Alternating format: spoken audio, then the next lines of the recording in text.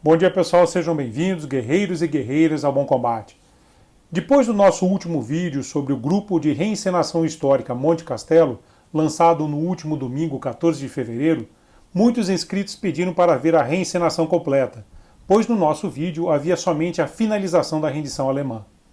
Considerando-se também que na próxima sexta-feira, às 21 horas, quando faremos a live com os integrantes do grupo de reencenação Monte Castelo, eles farão referência a esta reencenação do vídeo, resolvi postar o vídeo completo da reencenação da vitória da FEB em Fornovo.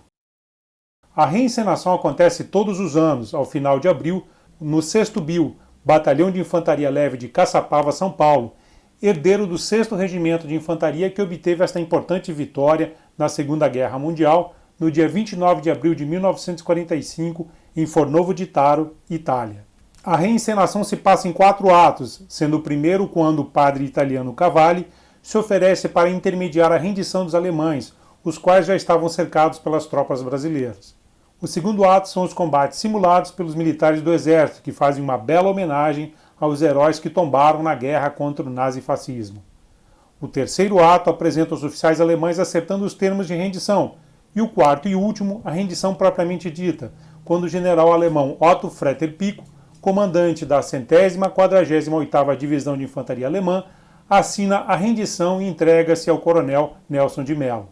Aproveito para deixar a minha melhor continência para o Exército Brasileiro, que sempre primou por resgatar a memória dos heróis que lutaram pelo Brasil.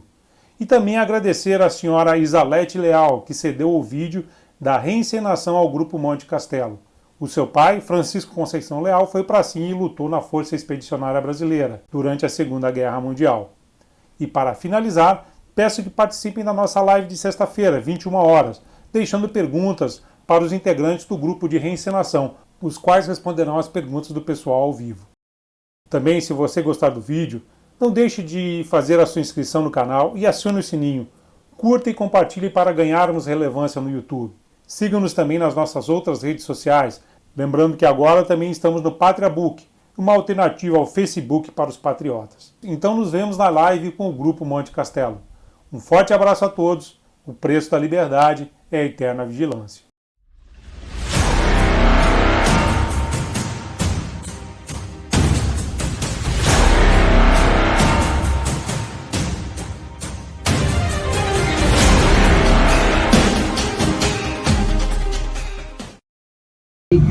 Intérprete que falava muito bem o italiano. Os oficiais descem da viatura e cumprimentam o sacerdote. Dom Cavalli, apreensivo, coloca-os a par da situação, gesticulando que havia uma grande quantidade de alemães na redondeza e se oferece para intermediar uma tentativa de acordo para evitar mais derramamento de sangue. O Major Cordeiro e o primeiro-tenente Armando confabulam entre si e decidem aceitar a intermediação do sacerdote. Escrevem então um ultimato e pedem ao sacerdote que o leve aos alemães. O documento dizia o seguinte: ao comando da tropa sitiada na região de Fornovo e Respício, para poupar sacrifícios inúteis de vidas, intimo-vos a renderem-se incondicionalmente ao comando das tropas regulares do Exército Brasileiro que estão prontas para vos atacar. Estão completamente cercados e impossibilitados de qualquer retirada. Quem vos intima é o comandante da vanguarda de divisão brasileira que vos cerca.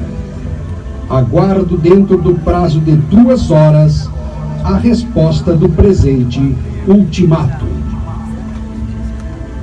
Esse era o conteúdo que Padre Cavalli estava levando ao comando alemão.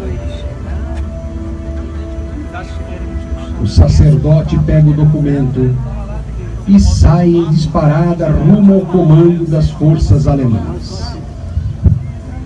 Anos depois, o Padre Cavalli escreveria: aceitei a missão depois de caminhar cerca de 6 quilômetros e atingir às 16h30 a localidade de Respício, encontrei o comando da divisão alemã. Deparei-me com uma sentinela e um sargento visivelmente agitados pela tensão do cerco dos aliados. Eles apontaram as armas em minha direção e, com péssimo italiano, o sargento ordena que eu pare. Eu, com meus braços levantados, gritava para esperarem, que era um amigo, que era um padre e que trazia uma mensagem do comando brasileiro. Eles checaram tudo, me revistaram com uma certa brutalidade, certificando que eu estava desarmado, e me conduziram até o posto alemão.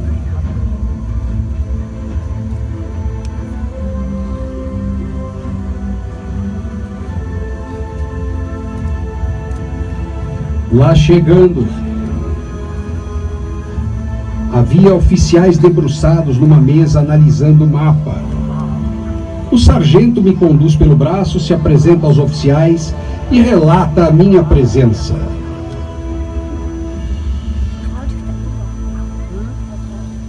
Um dos oficiais, com uma aparência ríspida, estava muito desconfiado.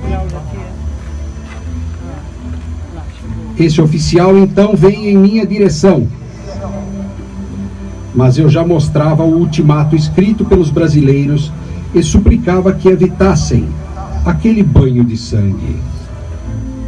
Avisei que estavam cercados por brasileiros por todos os lados.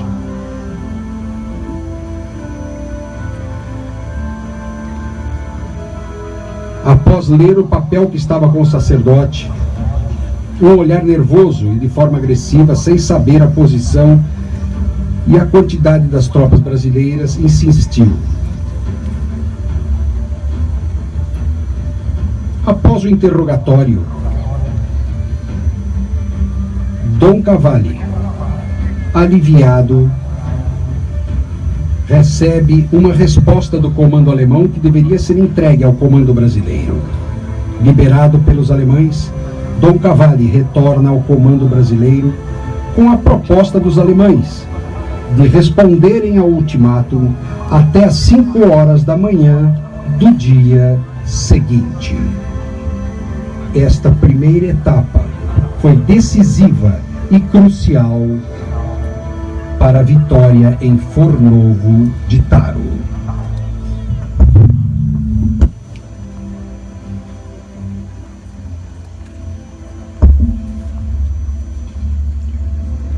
Às 13 horas do dia 28 de abril de 1945, sem uma resposta inimiga ao ultimato feito, conforme planejado, foi iniciado o ataque nas seguintes condições.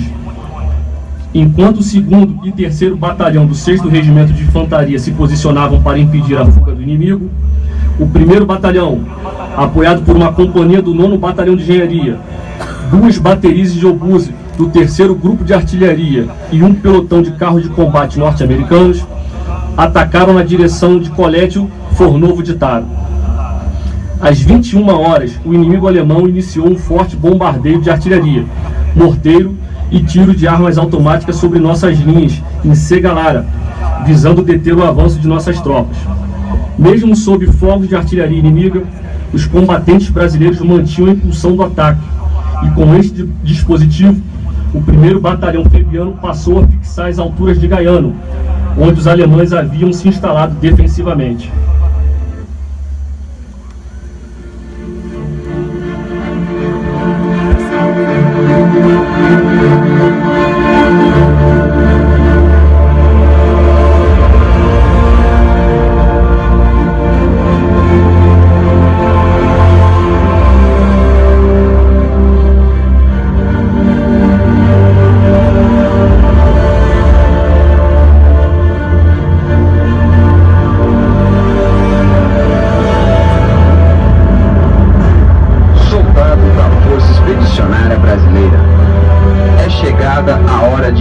Mais um ataque. Fecha os olhos, eleva o teu espírito aos pés de Deus e com a força do seu coração essa proteção para mais um combate. A Virgem se comove, os santos rejubilam-se. Tens a proteção divina. Baixe então seus olhos, que tão alto elevaste. Encontrarás a terra encharcada de suor, sangue e lágrimas. Uma mão trêmula aperta ao peito o crucifixo, enquanto os dedos da outra seguram firme o fuzil amigo. Recorda-se feliz das lembranças do país que ama e defende em solo alheio. Agora estás no outro lado do mar. Foste defender seu povo, sua pátria e sua família. É chegado o teu momento. Junta do fundo de tua alma a coragem para resistir e vencer, buscando assim mais um feito glorioso. O coração bate mais forte e a ordem para o ataque finalmente chega. Agora somente resta vencer ou vencer. Ides em frente com a proteção de Deus e chegarás à vitória final.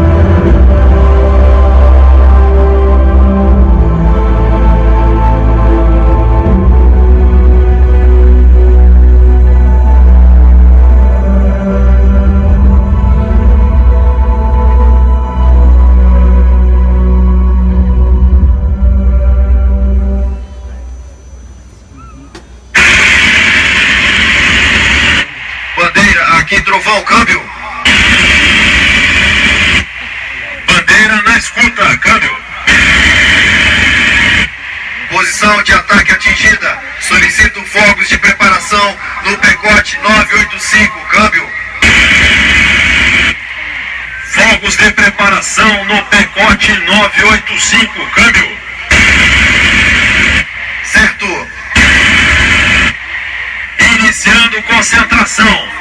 Apago.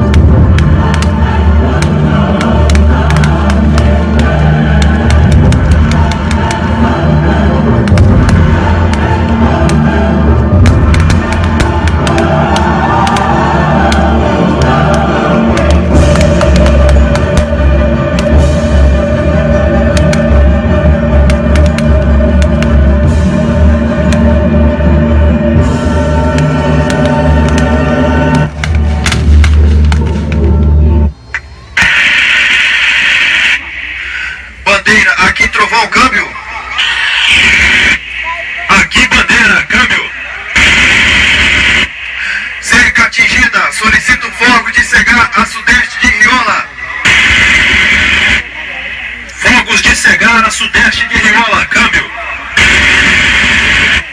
Certo, apago.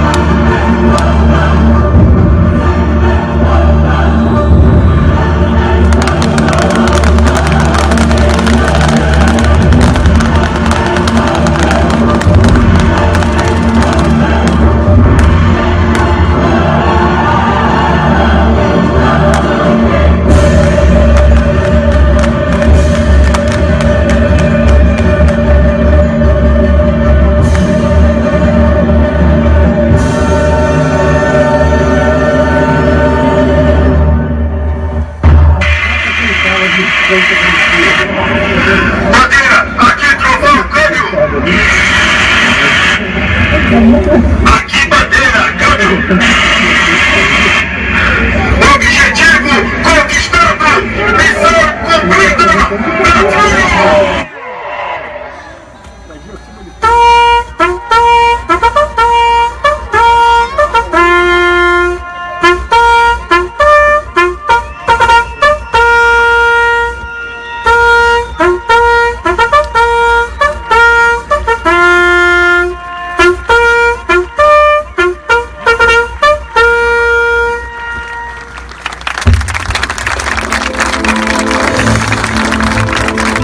O Brasil enviou para a Segunda Guerra Mundial 25.334 militares. 444 não voltaram.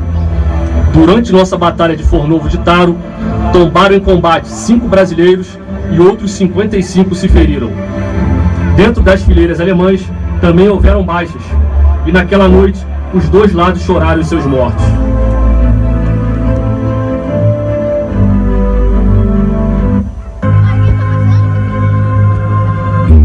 Formação de brancas cruzes, desfile mortuário de fantasmas, exótico mercado de miasmas, exposição de ossadas e de urzes. Calado e mudo, queda-se o canhão. Apenas trevas cobrem a amplidão que outrora foi um campo de batalha. Calada e muda, queda-se a metralha, morta na garganta a voz do obus. O sabre traiçoeiro não reluz, dilacerando, ensanguentando a terra. A paz voltou, é terminada a guerra. Os heróis já tombaram das alturas, covardes, bravos, jazem olvidados, seus feitos tudo aos livros relegados. Nada mais resta, apenas sepulturas. E eu quem sou? Perguntam eu quem sou? Pois bem, eu lhes direi, sou um soldado igual qualquer outro que lutou, que avançou, combateu, foi derrubado. Cruzes iguais, terrivelmente iguais, exército que cresce mais e mais no festim diabólico da morte. Aqui jaz o covarde, ali o forte, aqui dorme o estranho, ali estou eu. Mas ninguém sabe como ele morreu, não se lembram do campo de batalha, nunca ouviram o riso da metralha, não sentiram tremer o corpo inteiro ao rugido terrível de um morteiro, não viram de perto os olhos do inimigo, não sentiram medo do perigo que nos faz desejar a morte breve. Nunca sonharam, nunca, nem de leve, mas nem todos se esqueceram do soldado que está longe, bem longe sepultado. Mamãe, ó minha mãe, se tu soubesses que tua imagem adornei com flores, que tuas flores foram minhas preces, preces colhidas no jardim das dores. Minha querida mãe, se te contasse o medo que sentisse em teu carinho, um medo horrível de morrer sozinho, medo mesmo que o medo me matasse. Mas deixei meu abrigo e avancei, julgando ver a morte a cada passo. Ouvindo o sibilar de um estilhaço, parei, pensei em ti, continuei. Minha querida mãe, se te dissesse que quando derrubou-me uma granada, atirando-me à terra elameada, foi por ti que chamei desesperado. Por instantes deixei de ser soldado e novamente fui uma criança. Sentindo então na morte a esperança de ainda adormecer no teu regaço. Mamãe, matou-me um estilhaço. Minha querida noiva, por que choras? Relembras certamente as boas horas que passamos juntinhos. Só nós dois. Íamos casar, lembras? E depois uma casa retirada. Cortina nas janelas enfeitada. Tu me esperando, ouvindo do quartel. A nossa casa, um pequenino céu aberto para a vinda de um herdeiro. Um sonho, foi meu sonho derradeiro de beijar-te antes de morrer. Mas ante o golpe frio da granada, beijei apenas terra ensanguentada. Minha mãe, minha noiva, aqui se encerra uma história de sangue. Esta é a guerra, não chorem, tudo agora é terminado, rápido como coisa de soldado. Mas mamãe, se novamente a pobre humanidade, mais uma vez em busca da verdade, rufar os seus tambores sobre a terra, anunciando o sangue de outra guerra, se mais um filho a pátria te exigir, sem lágrimas, mamãe, deixa-o ir, embora te destrua o coração, ainda que te alquebre a agonia, por favor, mamãe, pede a esse irmão, para que seja também de infantaria.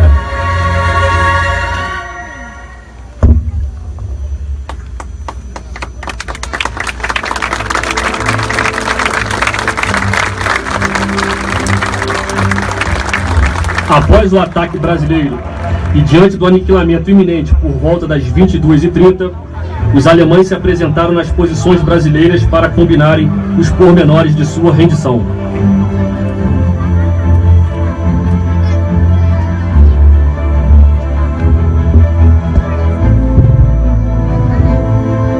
Às 10h30 da noite, em que a FEB repeliu forte contra-ataque inimigo, oficiais alemães ostentando bandeira branca chegaram às linhas brasileiras.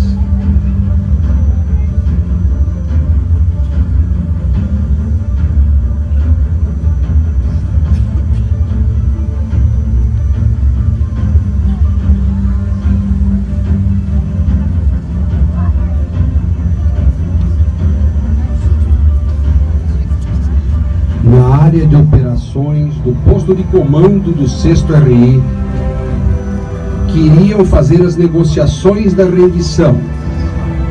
Entre eles, o major alemão, o major Kuhn, e um oficial intérprete. Foram orientados pelos MPs brasileiros. Os dois oficiais se dirigem, então,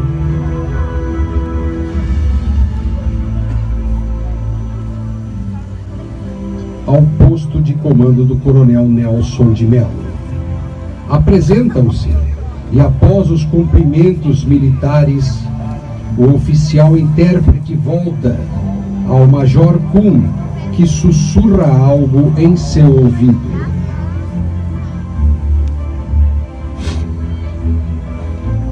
Em seguida, o oficial intérprete, em tom altivo, inicia o diálogo com oficiais brasileiros, dizendo: meu major pede que nos informe quais são as condições para a rendição.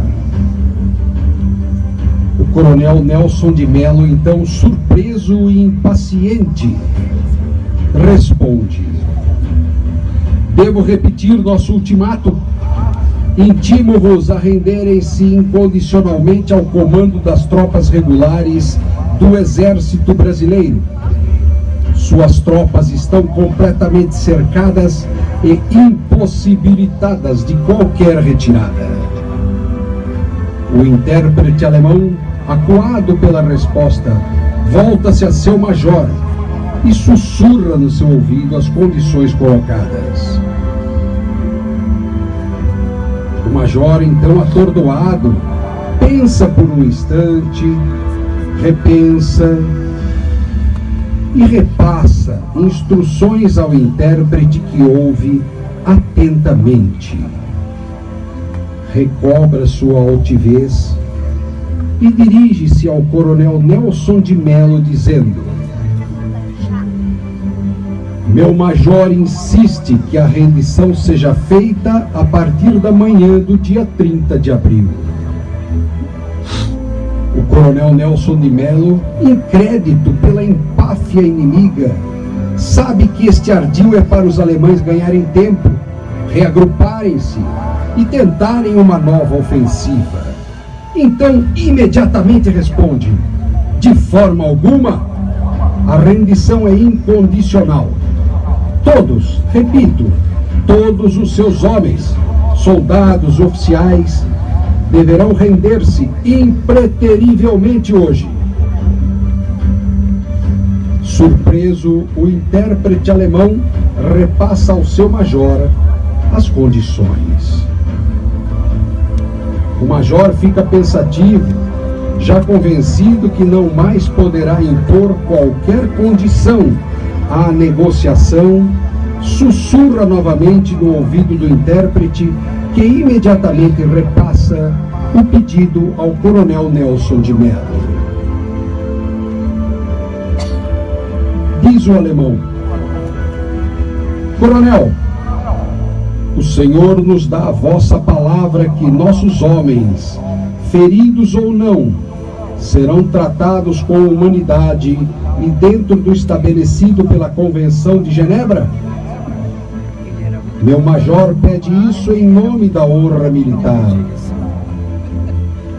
O coronel Nelson de Mello responde sem perder tempo: diga ao seu major que não haveria de ser diferente. O intérprete volta-se e traduz a resposta aos ouvidos do major, que desfere então um acordo com um sinal positivo, com a cabeça mostrando satisfação, e finaliza com uma última solicitação.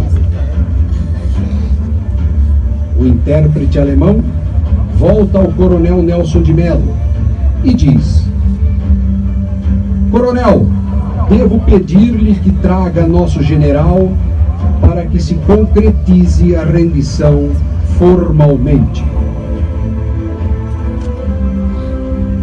Recebendo a última solicitação do Major Kun, o coronel Nelson de Mello responde: que seja feito então. O coronel, sem perder tempo, dirige-se ao seu oficial de ordens com a seguinte instrução: providencie para que o general alemão seja trazido para que assine o documento que formaliza a rendição.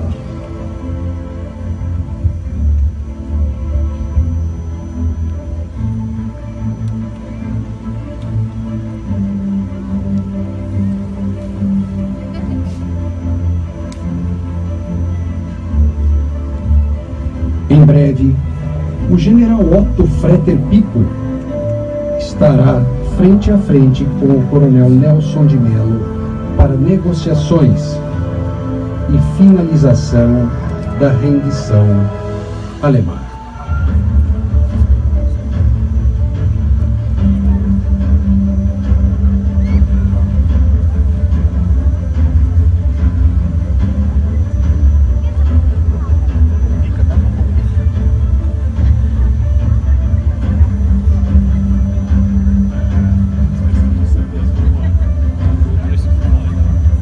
O general Otto Fretter Pico, comandante da 148ª Divisão Alemã, é conduzido em uma viatura junto com seu oficial de ordem, escoltados por MPs brasileiros.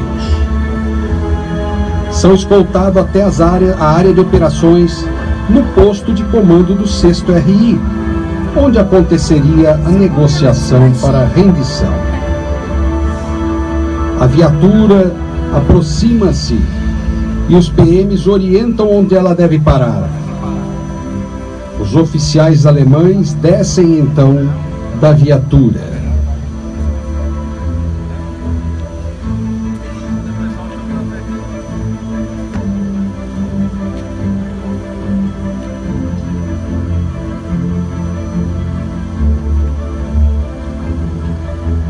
São identificados pelos MPs brasileiros, que mostram o caminho até o posto de comando da FEB. Caminha lentamente o general alemão e seu oficial de ordens.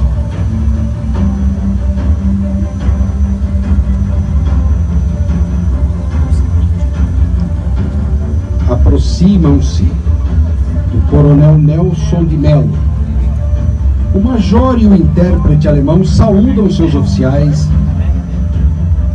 e o coronel brasileiro diz ao intérprete: diga ao seu general que os termos da rendição já foram tratados e que ele deve assinar o documento que formaliza a rendição de toda a divisão sob seu comando.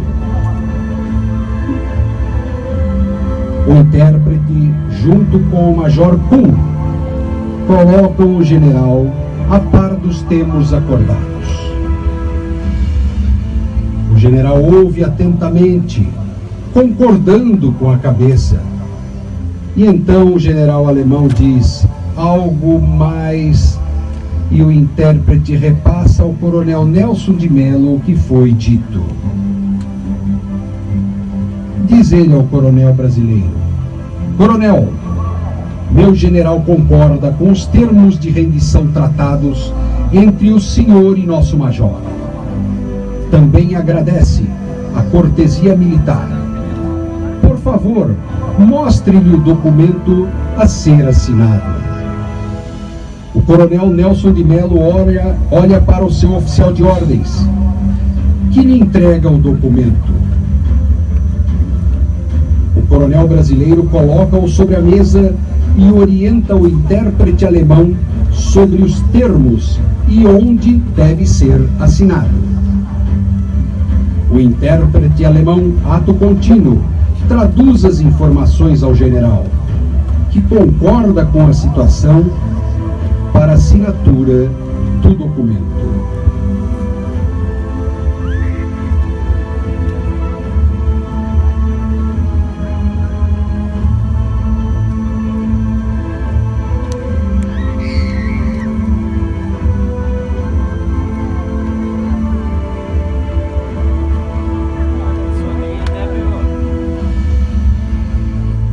O documento é assinado pelo general Otto Fretter Pico.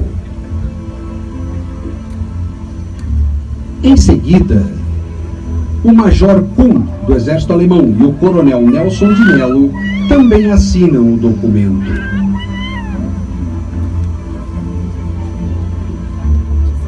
Após todos assinarem, o general alemão cautelosamente retira sua arma do coldre e a oferece ao coronel Nelson de Mello falando em alemão, traduzindo: meu general pede que aceite sua arma como sinal de rendição formal.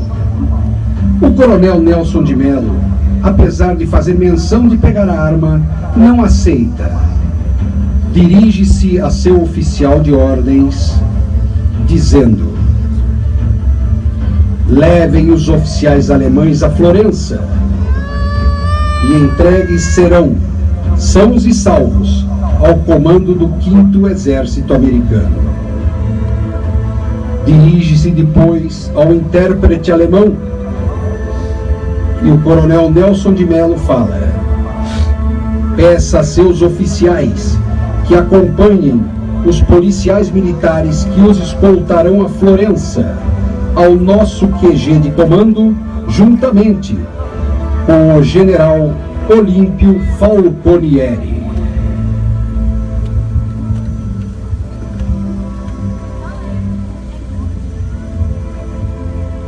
Com este ato concretiza-se a rendição da 148ª Divisão Alemã em Fornovo di Taro.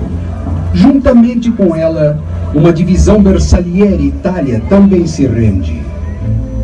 Aos alemães caberia somente entender a frase, que para nós brasileiros é tão corriqueira. Eles entenderam que para eles a cobra fumou.